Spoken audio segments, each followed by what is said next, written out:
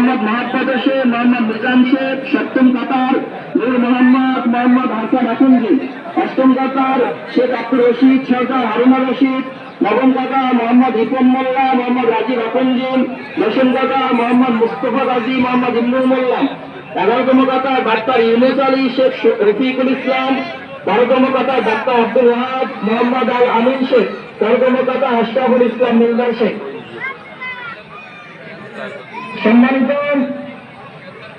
মুসলমান গ্রাম, প্রিয় এলাকাবাসী, আদায় হচ্ছে, আমরা সবাই চেষ্টা করবো আমাদের আদায়ে সর্বোচ্চভাবে সহযোগিতা করা ইনশাআল্লাহ।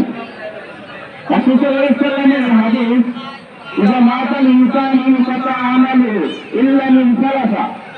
একজন মানুষ যখন মারা যায় তখন তার 3টা আমল দুনিয়াতে বেঁচে থাকে কিয়ামতের আগ পর্যন্ত।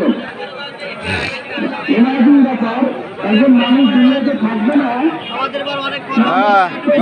দুনিয়া থেকে সব চাইতে থাকবে।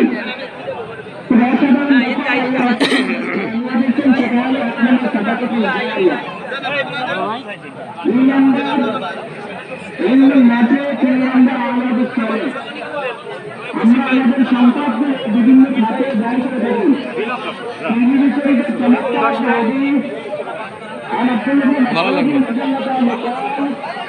لا تزول قدم ابن آدم يوم القيامة حتى يسأل عن خمس। কিয়ামতের মাঠে একজন মানুষ 5টি